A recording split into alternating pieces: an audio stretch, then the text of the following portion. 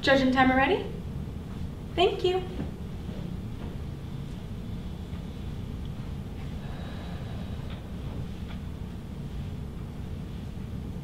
Making decisions can be difficult, right? For instance, imagine waking up. You walk into the kitchen and open the cupboard. There before you, Apple Jacks and Cinnamon Toast Crunch. Drat.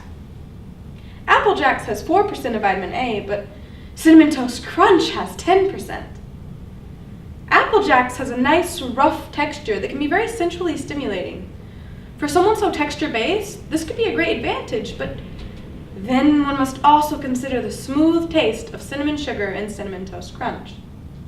This is a decision that can take hours to make, especially for those on the autism spectrum.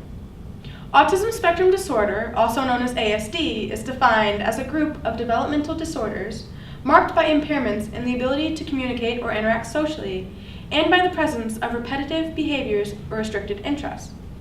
But I can assure you, this is only the tip of the metaphorical iceberg.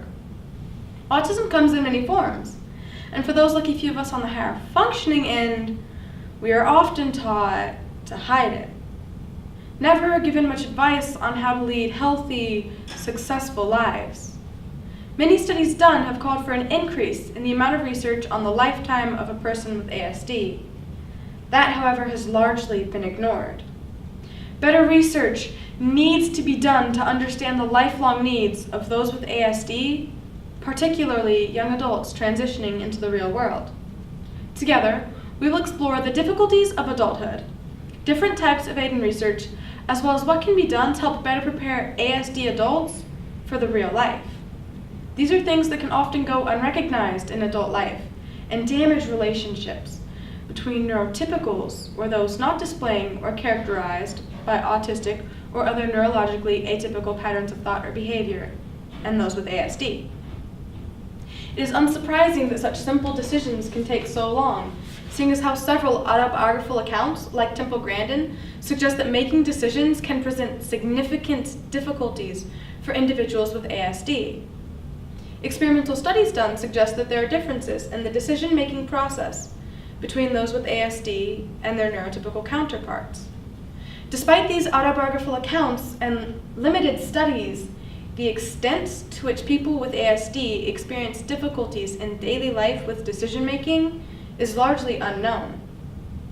There is still a great lack of information regarding more adults on the spectrum. However, this suggests that anything from the simple choice of breakfast to something as complex and important as where to live can be significantly difficult for those with ASD. These difficulties are likely amplified by the close relation of autism and anxiety disorders. Anxiety is that of a running gag in today's society. Panic attacks and being triggered are used as modern memes, creating even more misinformation and misrepresentation for those with ASD, especially when you consider that recently researchers at the University of Amsterdam reviewed 31 case studies, all focused around the presence of anxiety disorders in children under 18 with ASD. Upon review of these studies, researchers concluded that about 40% had at least one diagnosed comorbid anxiety disorder. Several other studies suggest that children with ASD have more severe symptoms of phobias, obsessions, compulsions, motor and vocal tics, as well as social phobias than other groups of children. Anxiety is a constant factor in the lives of those with ASD. It is unsurprising that so many report having difficulties with decision-making when they are likely stressing over the possible repercussions. What if the Apple Jacks is too rough and you are sent into a spiraling meltdown due to sensory overstimulation, making it near impossible to go to or function at work? To add on to this discomfort, they cannot express their needs without fear of becoming the next punchline. There are services provided to aid those with ASD, however, these are found to be rather lacking. According to the ARC Autism Now, every state has a vocational rehabilitation agency for individuals with disabilities to meet their employment goals. Vocational rehabilitation agencies are there to assist individuals with disabilities prepare for, get, keep, or regain employment. But these are only resources available for the educational or employment needs. Nothing to help with the fear and anxiety that muddles the decision-making process. Nothing for day-to-day, unprofessional lives. To make matters worse, there are organizations like Autism Speaks, an autism advocacy organization in the United States, which sponsors research and conducts outreach programs aimed at families, the government, and the public. Autism Speaks does very little to help with the vast majority of their funding, 39% to be exact as of 2015, going towards what is called awareness and lobbying. This on its own is not an issue. That lies in the methods they employ. According to multiple autism forums and blogs, Autism Speaks uses damaging and offensive fundraising tactics, which rely on fear, stereotypes, and devaluing the lives of those on the spectrum. Autism Speaks outreach campaigns portray autistic children and adults not as full human beings. For proof of this, there's a video made by Autism Speaks titled "I Am Autism," which perfectly portrays the stigma surrounding ASD, defines it as something to be feared, to be weeded out, that it destroys families and marriages alike. Not many understand autism, and even fewer want to. It is seen largely as a negative thing, as if those with a form of autism are to be pitied, or even worse, made to feel he or she is a burden on society.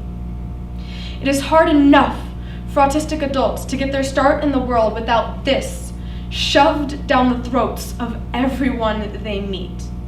This preformed stereotype of ASD that they must now combat. The organization spends so much time and effort focused around a cure. However, autism is not a curable condition. It exists within the brain, and there are treatments for the development of social skills and coping mechanisms for the sensory overstimulation, but the impairment and sensitivity are still there. They will never go away. And they are not the only organization to explore a less efficient route. Nearly $1 billion have been spent in the past decade alone on cure-based research for ASD, when it could have been used to better the lives of those with autism. For instance, there's a website titled The Spectrum Careers, designed for employers and employees on the spectrum to find work. This is an excellent resource that everyone with ASD should be able to utilize, as employers know full well before they hire that the person they're considering has autism and will need certain accommodations. This is a relief, as healthcare officials reportedly say that 1 in 68 children are on the spectrum. School-aged children diagnosed with autism have a saving grace, an individualized educational plan, or an IEP.